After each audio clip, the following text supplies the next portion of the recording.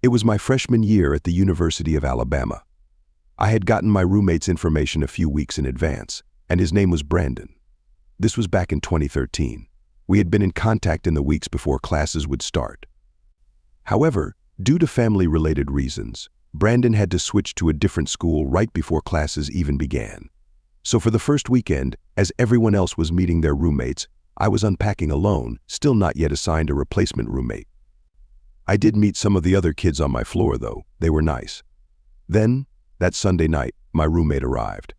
He was walking through the dorm hall with a backpack, looking confused, and I asked him if he had just been transferred into this building, and he said yes. I asked him if he was in dorm number 5. That wasn't the actual number of my room, I'm just using that for the story. But he said yes, that was his room. So I shook his hand, gave him my name, and told him I was his roommate. He told me his name was Robert, but to call him Bob. Unusual, I'd never met someone named Robert who preferred to be called Bob. I led Bob to the dorm, which I had already decorated and furnished on my side. His side was still empty.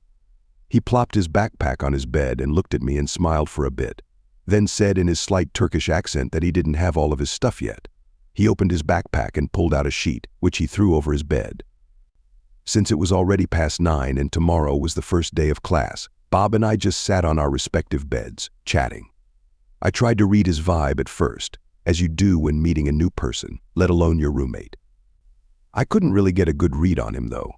He seemed a little quieter. He had this very deep voice and maybe a slightly awkward vibe to him, but I was purposely not judging, because people can be nervous when meeting other people for the first time. Anyway, eventually, after talking for a bit, Bob just laid flat on the bed with a sheet on it and used his backpack as a pillow. It looked incredibly uncomfortable. I had no idea how or why he was doing that. I offered him a pillow, and he accepted it. I eventually fell asleep past 10. And do you ever wake up to something but don't know what it was? That happened to me that night. I was confused about why I woke up because I didn't hear anything. But that was the freaky thing. It was dead silent in there, not even the sound of Bob breathing. I flipped to my side and screamed at the tall figure looming over my bedside.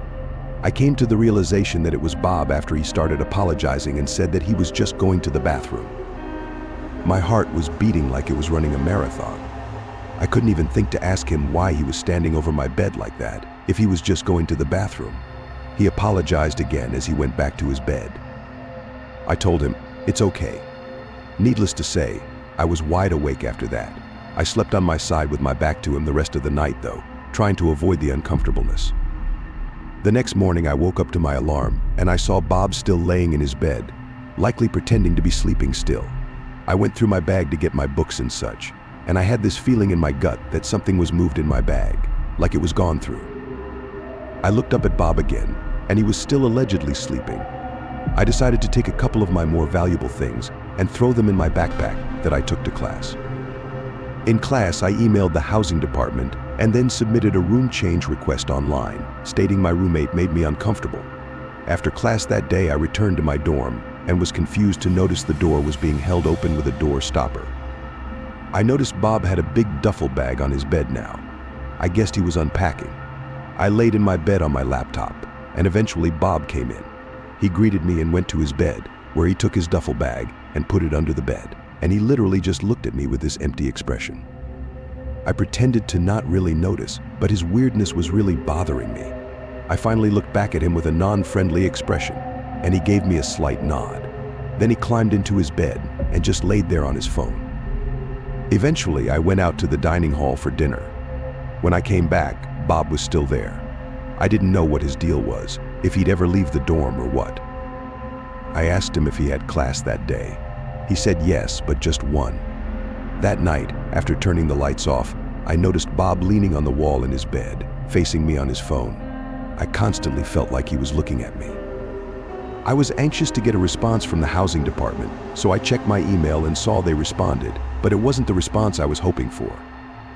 The lady who emailed me back expressed confusion about my request, stating that my replacement roommate had not yet been assigned and that there should be no one else in the room with me. I looked at Bob, who looked back at me. I was about to ask him if he had his key to the room on him. I didn't ask that, though. I put my laptop and other belongings in my backpack and duffel bag as he just watched. He didn't say anything, and I think he knew that I knew.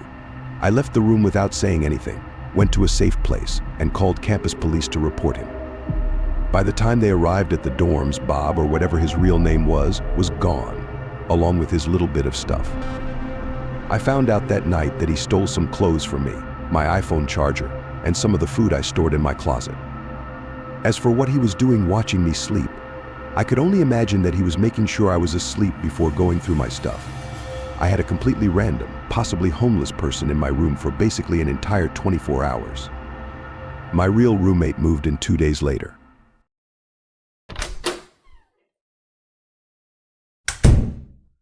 Back in college, my junior year, we lived in a suite on campus. There were 4 dorm rooms in the suite. It was half of my friend group in the suite, and we all shared a common room and a small kitchenette. Our friend Cody, who was originally in the suite with us, ended up moving off campus to an apartment with his friend, so the school automatically assigned us a replacement, unfortunately. It was this kid named Rodney. He seemed normal enough. He had blonde short hair, a patchy light beard, almost non-existent eyebrows, and he was really tall. Medium build, but like 6'4". He was in the far corner of the suite, next to my room.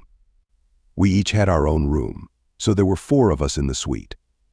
Rodney seemed to keep to himself the first few days, until one day I came back from class, and he was sitting in the living room. He said he had to tell me something, and then told me he has parasomnia, which was the reason he was transferred from his previous dorm. I didn't know what that was, until he explained that it's a sleep disorder that may cause him to talk or yell in his sleep due to night terrors, and he just wanted everyone in the suite to be aware of it so that we wouldn't feel uncomfortable. But to tell you the truth, that being the first real conversation I had with the guy made me more uncomfortable than anything. I was hoping I'd get to know him on a more personal level, not find out he has a sleeping disorder. I also didn't entirely get why he thought it was necessary to tell me that. I texted in the dorm group chat we made with Cody still in it if Rodney had told them as well about his sleeping disorder yet. They all said no and followed that with laughter and confusion. When my other 2 suitemates got back later, we hung out in the common room and discussed why we thought Rodney's sleep disorder could have been the reason for him to be transferred from his previous dorm. Then Rodney walked in and right past us after giving us a slight sup. He went to his room and shut the door. We had the TV on loud, so we whispered amongst ourselves about him. That night I heard a knock at my door in the middle of the night. I asked who it was and got no reply. I ignored it, and I thought to myself, what if it was Rodney? The next day, I asked my friends if either of them knocked on my door last night, and they both texted me, saying no. Cody was having a great laugh from all of this. I was already freaked out and was hoping this wouldn't be a regular thing because it was disturbing already. A few nights later, it got worse. It was the middle of the night. I had already woken up, checked my phone, and saw 2 a.m. I heard footsteps outside in the little hallway of the common area, and again, a knock at my door. I didn't answer this time. I knew it was Rodney, and he was starting to freak me out. He was clearly a heavy sleepwalker. I texted the group chat again right then and there at 2 a.m., telling them it just happened again. They didn't respond until morning, saying they didn't hear anything. It must have been because Rodney's room was right next to mine. That day, I knocked on Rodney's door and asked him if it had been him knocking on my door in the middle of the night. He told me he had no recollection of doing so, but then apologized because he didn't mention that part of his parasomnia is sleepwalking. He told me it was completely harmless and to not worry, but I didn't exactly view it as completely harmless if it was waking me up in the middle of the night and freaking me out. A certain amount of time passed that I can't remember, probably less than 4 days. There hadn't been any other random middle-of-the-night knocks on the door, which I was happy about. But this story wouldn't be told if something else didn't happen. I woke up to noise in my room. I looked around the dark room and spotted Rodney in the corner of the room, facing the wall, muttering to himself. I said Rodney's name, and he turned in my direction and kept saying, "Open the door, open the door." I was genuinely disturbed. He looked in my direction, but it didn't seem like he was looking at me, rather through me. I saw a smile on his face, and I heard what seemed to be a small laugh as he walked out of the room and out of my view. I didn't know if I was supposed to wake him up or not. I know nothing about sleepwalking or sleep disorders. There was silence now. I grabbed my phone and was about to text my friends, but I was interrupted by this deafeningly loud banging on a door outside, accompanied by Rodney's voice screaming, "Open the door." He was screaming it like a maniacal madman. I ran to the common area and saw him at the opposite end of the hall, thrashing his fists on one of our suitemates' doors. I ran to Rodney and started shaking him to wake him up.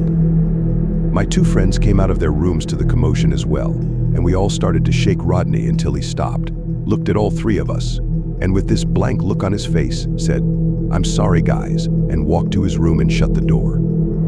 The three of us stood there in shock, not even knowing what to say or do. A neighboring room must have called campus police because they showed up at our door. We had to tell them the truth. Rodney spoke with them for a while, then he went back to his room. I made sure not to leave my room unlocked again that night. The next day, Rodney was gone, without a trace of him ever having been there. Like I said, I know nothing about sleepwalking or any of that stuff, but that didn't look like sleepwalking to me. I don't know what was or is currently going on in that guy's head, but he needs to get help.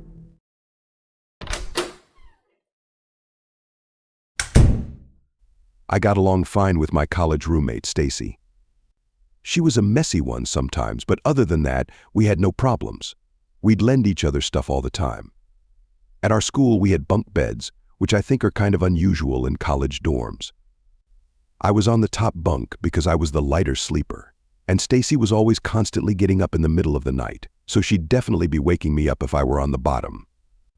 There was this one night that still sticks with me to this day, only because I don't really know how to logically explain it. Stacy and I were in our room studying. I was at my desk, and she was in her bed. I had a big presentation the next day for one of my classes, so I was just going over my talking points again. In fact, I practiced them with Stacy a few times. She acted as my audience, then asked questions afterwards. She told me I could borrow one of her tops tomorrow if I needed to from my presentation, as I didn't have any nice formal kinds of tops with me at school. After helping me review, she went back to her studying for a little more. Then she went to sleep. I wasn't done studying, but as a courtesy, I turned off my desk lamp, went up to my bunk, and kept studying there on my laptop. Stacy would snore sometimes, so when she started snoring, I knew she was asleep. I continued my studying and rehearsing for another half hour to an hour before closing my laptop screen, putting it at the end of my bed, and then going to sleep. I woke up at like 5 a.m., when light was just barely starting to creep into the almost pitch black room through the windows.